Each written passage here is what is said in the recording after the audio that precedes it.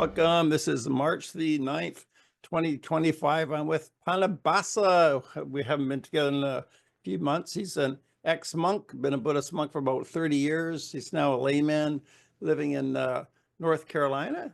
And welcome, Pannobhasa. Great to see you again. Yeah, hail Brian. Also hail Cat. Yeah, happy cat. He's 2 years old now. Proud, independent, raw food fed cat. Nice.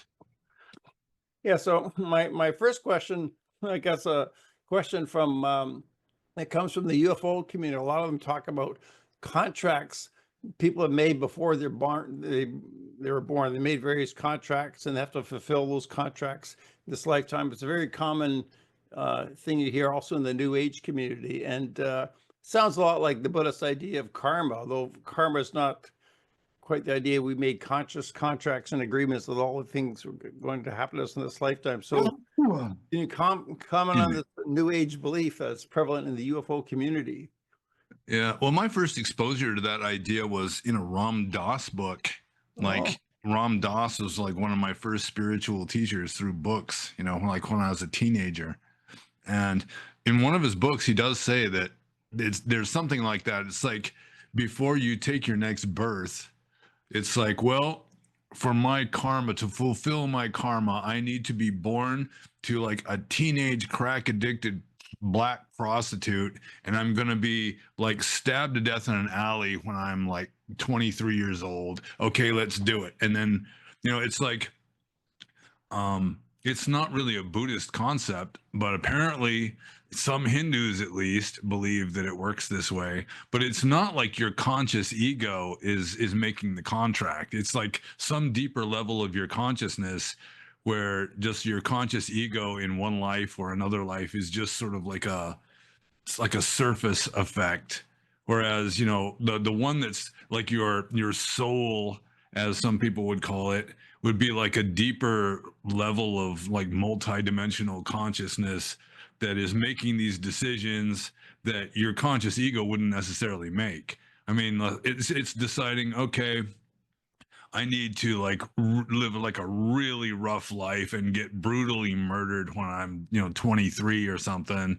And the average person, they're not going to decide that, but it's like this deeper, like wiser level of your consciousness is deciding this stuff that isn't really you. I mean, it's like you are more of a symptom of just sort of like a side effect of this deeper consciousness. Then this deeper consciousness is like part of you. You're more part of it. So, I mean, I can't really prove it one way or the other. It's kind of like a theory that we can't really prove or disprove. And it doesn't really go in accordance with Theravada Buddhism. With Theravada Buddhism, it's just sort of an automatic process. That you don't have to plan anything. It's just like water taking its own course. It doesn't have to plan that it's going to flow downhill. It just does it automatically. And that's the way karma works. It's just sort of an automatic process. But I mean, who knows? It could be like what Ram Dass says and the New Age people say and some of the UFO people say, that really there is some kind of deeper consciousness that is sort of voluntarily taking lives that are difficult sometimes just because that's how you work your karma out more efficiently or some such.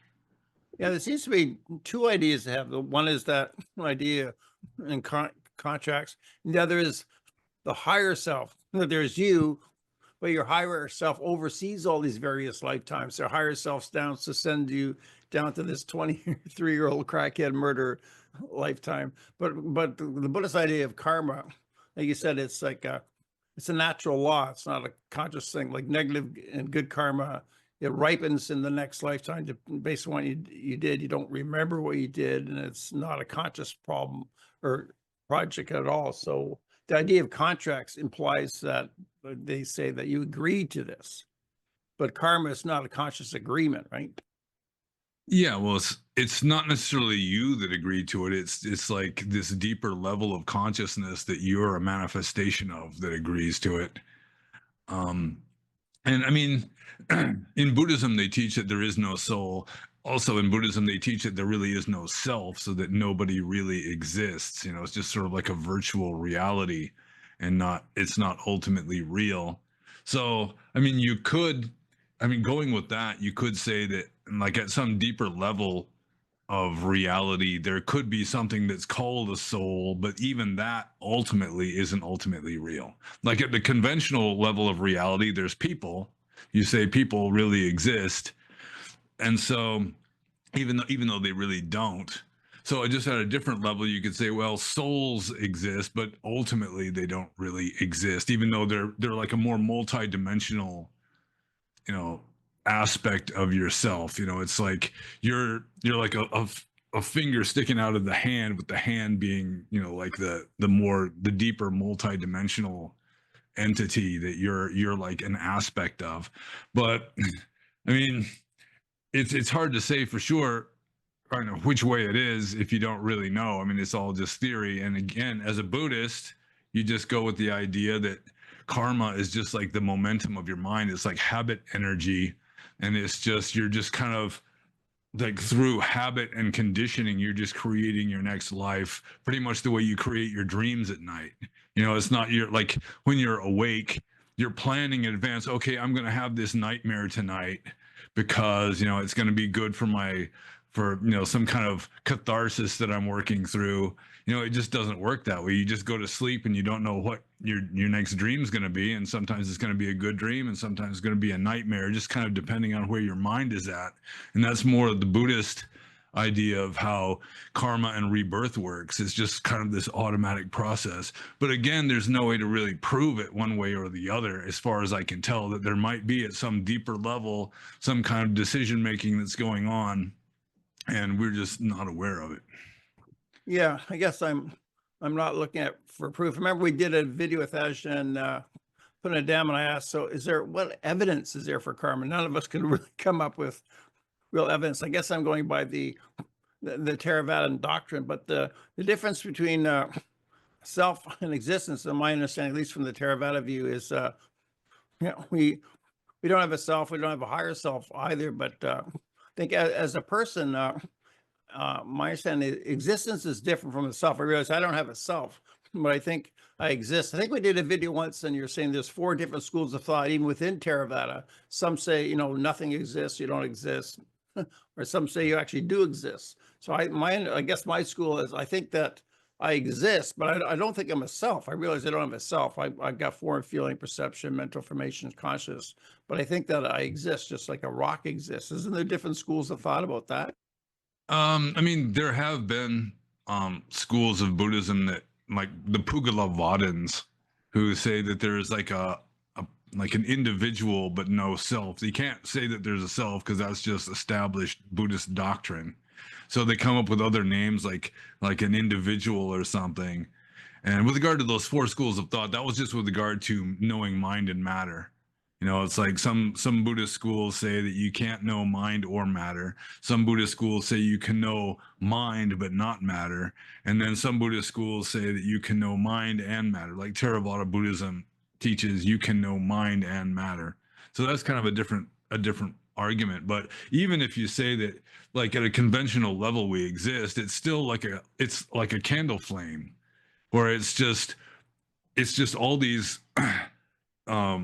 particles. It's different from one moment to the next, and it's just sort of, you call it one flame, even though it's all these different unconnected, glowing gas particles, molecules, glowing molecules. They're so hot that they're glowing. And I mean, they're not really the same flame. It's just that you call it the same flame, even though it's different from one moment to the next. And it's all these different particles that are separate from each other that you're just kind of lumping together into a generalization. Yeah, that's reasonable. Yeah, then you were discussing conventional reality versus ultimate reality. I think for conventional reality, a rock exists and a person exists with no self. But what's the nature of ultimate reality? That nothing exists, that just nirvana exists, and like mind Well, exists? that would be my point of view. Just ultimate reality would just be like nirvana or nibbana. Yeah. or like, what a theist would call God, capital G God, or Tao or Brahman. There's all these different words that different traditions try to call like the highest truth or the absolute. And when you start dividing that up into parts, then you get into illusion. When really it's not divided up into parts. It's just sort of like imagination divides it up into parts. Yeah. Yeah, I agree. There's an ultimate reality. Yeah. I guess I was talking more about conventional reality with the idea of making contracts Yeah. or So this you could say conventional that stuff. from a point of conventional reality that we do have like a soul, even though ultimately we don't. But still, I mean, the whole idea of making this contract or just, I mean, even a contract, it's not a good word because you can break a contract. Whereas this is just like you're planning out like your destiny for that life, your fate. You're just planning it out in advance and you don't really have any choice in the matter. It's just going to happen. You're going to be born in this slum and you're going to have drug addicted parents and you're going to get beaten all the time. And, it's like from the Buddhist point of view, it's just bad karma that lands you there. Whereas some other people like New Age people or Hindus or something would say that it's like this deeper level of your soul is just like planning it out as a kind of spiritual, just a way of making spiritual progress more effectively. It's like you got these debts you got to pay off, so I'm just going to pay them off in this next life. And which way it is, I can't really say for sure. I'd kind of lean towards the Buddhist point of view that it's just an automatic process that's just spontaneous from one moment to the next, like you're having a dream. And, sometimes even good people will have bad dreams. So it just works out that way sometimes.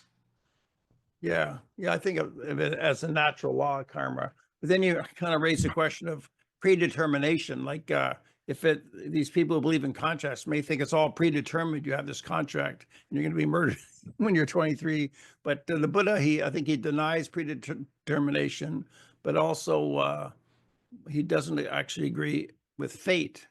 That's kind of Yeah. paradoxical, or also free will. It's kind of paradoxical, I guess, isn't it? Yeah, well, even this contract theory wouldn't necessarily be completely predetermination because apparently you'd have some kind of free will in deciding what your fate's going to be. It's just at a deeper level that happens where Okay. you just decide you're going to do it. But yeah, in like Theravada Buddhism, it's yeah, the Buddha, he ruled out free will and determinism. So it's kind of this weird paradox of how it actually works. So does he rule out free will in the sense that we're so governed by habitual patterns that it could almost be predicted what we're going to do in any situation? Yeah, well, like in the Anatta Lakkhana Sutta, which was like his second discourse after he became enlightened, he says, with regard to all of the five khandhas, you can't say, let it be this way, let it not be that way, and have it reliably happen. So one of the khandhas is Sankhara Khandha, which is essentially volition or will. So even will, we don't have complete control even over our own volitions and will. So, I mean, if we did, free will implies a self. In order to have free will, there has to be this self that's separate from everything else that can make decisions independent to some degree, at least, of everything else. And in Buddhism, that just doesn't exist. And so free will in that sense just can't exist. Yeah, that's a good point. That our decisions aren't what we feel as our free will is actually the cause and conditions going on that causes that decision. Yeah, Not really. I mean, will is caused by, it's an effect of other causes too. Like if you decide something, you either decide it for a reason or without a reason. And so if you decide it for a reason, that reason is determining your decision. But if you decide without a reason, then it's just random. It's just a random decision. Yeah, Just yeah. come totally random. So what am I going to say to these people? Tell me that they have contracts, that everything's due to our contracts from our past life. What do we say to these people? Well, I mean, it's an interesting theory, and it's good to consider it. And if they can prove it, then they should demonstrate the proof. But if they can't prove it, then it's just, just one of many possible explanations for how it works. Yeah, a lot of them have all these assumptions the way the universe works, and different people in the UFO community have different sets of assumptions, so it gets very confusing. So I guess I can just say, well, at least a Theravada view is this or that. Yeah, there's some weird ideas out there, and just because somebody is certain that it's true doesn't make it true at all necessarily. Yeah, that's so true. Well, this is good. I think that covered. Anything else we should say about contracts on karma? I'll just stick with the law of karma. I think that's reasonable. No, I can't really think of anything other than just like in India, they consider someone who's like got like severe birth defects, or they're just born completely messed up, like mentally or physically. They consider those people to be like beloved of the gods because they are working out really serious karma by doing this. It's like they've really taken a hit for the sake of making spiritual progress or something along those lines. Whereas from the Buddhist point of view, it's just they got bad karma, and so it's just they're kind of paying the price whether they want to or not. Yeah, I guess you're underlying the difference between Hindu ideas of karma and Buddhist ideas of karma. Yeah, although I'm sure that there's lots of different Hindu ideas. Hinduism is just a very broad spectrum of all kinds of different beliefs. Yeah, someone was telling me there's something like 4,200 different religions in India. I guess different versions of. I think the British invented the word Hinduism in the 1700s when they went to India to refer to all those different gurus, right? Well, I think maybe it was the Persians who first started calling them Hindus because they came from. I mean, it was like northwestern India was called Sind, so they were like the Sindhus, and then somehow the S disappeared. And then it was just like the people who lived like in the Indus area, like the Indus Valley area, were called, in Sind or Ind, and then it just became India. Oh, was that like 3,000 years ago when the Persians invaded northern India? I don't think it was that long ago, but it was, before modern times, I'm pretty sure. But was it before the Buddha? I don't think so. I don't think it would be before the Buddha. I mean, Oh, in India was called Jambu Dipa in the early Buddhist texts. yeah. So they would probably call Buddhism part of Hinduism as well then. Well, some Hindus would. Yeah, but Yeah. some Hindus would even consider Christians to be a kind of Hindu. Okay. Well, good. Well, that answers my question on contracts. Yeah, and I will point out that I like how you've like put those little lamps all around in your apartment. It makes it look way more spacious. Isn't it spacious? Yeah. Yeah, it has a nice effect. I'm just concerned my cat's going to be scratching my couches back there, So if you ever see him scratching my couches, but let me know. I'll go back there and get him, Yeah, that's a good idea. Happy cat. Okay, well, thank you very much, Ajahn or Venerable Pannobhasa, or Lead Man Pannobhasa. Thanks, David. Appreciate the talk. Yeah, you're welcome.